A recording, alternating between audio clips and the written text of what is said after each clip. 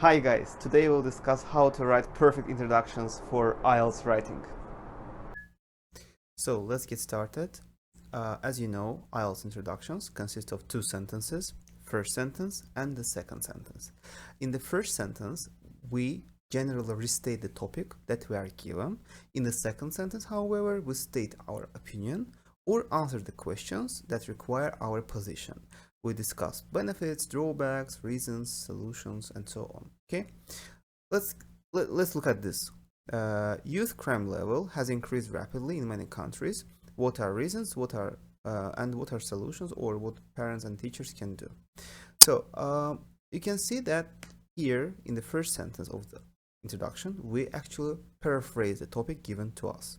Like crime rate among young people has become a common problem, or has become prevalent, let's say. Increased rapidly has become a common problem, okay? Because we talk about something bad. So what are reasons? What parents and teachers do with this? Okay, so you can see that in the second sentence we actually mention what we are going to discuss. So it's obvious that the internet and parents are to blame for this reason and for this tendency, and this can be prevented by taking some measures. So you see that in the second sentence we actually mention what we're going to discuss.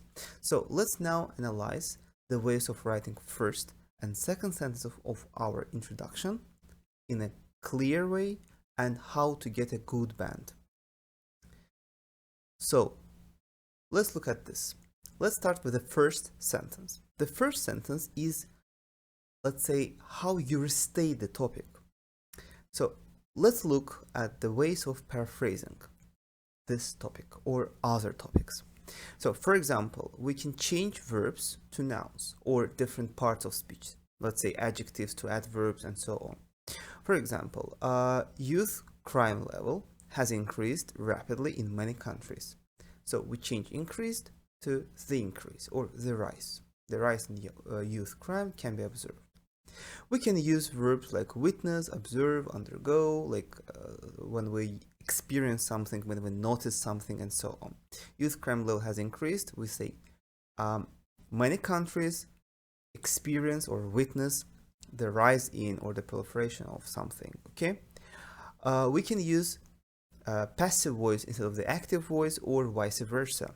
Okay, so in many countries people now wear Western clothes. By the way, be careful with this word. Okay, it is clothes because it's with es at the end, but if it's without es in the singular form, we say cloth. Okay, nowadays Western style of dressing is preferred, or clothing is preferred. Okay, so you see, is preferred. Wear is preferred, is worn. Okay, or using the words like the tendency, change, trend, and so on. Okay, let's say in many countries people now wear Western clothes, or we'll say the tendency to prefer Western style of clothing or dressing, and we write like this. Okay, is popular. Okay, the tendency to prefer Western type of clothing is popular. The trend is popular. Okay, so now let's analyze how to write the second sentence of the introduction. Let's look at this. So, as we know, IELTS writing topics require that we discuss something, some points, or state our opinion.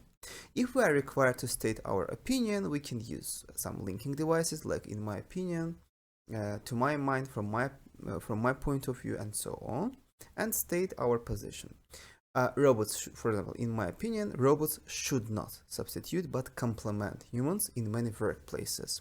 Or I agree, disagree that robots shouldn't substitute, or we can also say I would argue that robots shouldn't substitute but complement, for example. Okay, or I agree, disagree with this view, or with the view that robots shouldn't substitute. Okay, or we can use let's say if we mostly agree or mostly disagree, because we're not frequently completely agree, let's say. Okay, we don't choose this option. That's why sometimes when we mostly agree, we can use while, whereas, although, despite, in spite of, to show that to some extent we agree, but mostly but for most cases we disagree. For example, while, whereas, although, one of them. The role of AI shouldn't be belittled. I believe that robots shouldn't substitute.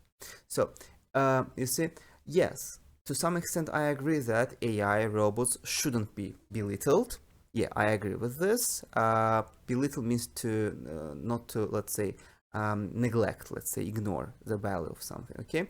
But I believe that the robots shouldn't substitute people, or we can say despite instead of this, but here we will use not the sentence comma sentence, we use the noun phrase after despite. Okay, despite the growing role of AI, I believe that robots shouldn't substitute.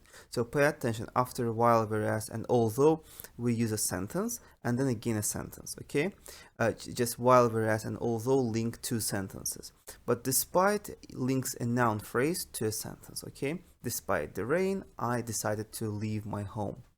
Okay, and finally, let's look at this point.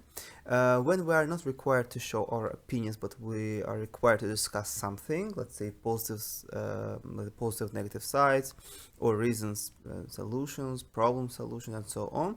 So we can use such sentences. There are a number of factors in increasing waste, and so on.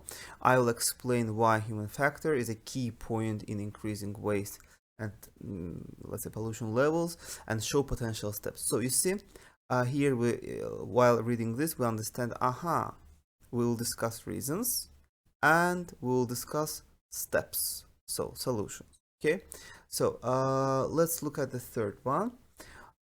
Two main problems are caused by this tendency, comma, while they can be easily tackled by the cooperation of. So you see, we can understand that we'll discuss problems and solutions, or we can say it's important to consider possible problems arising and offer effective steps. Okay, so you see, we actually state what we are going to discuss in the second sentence. We can do it in a number of ways. I've just shown some.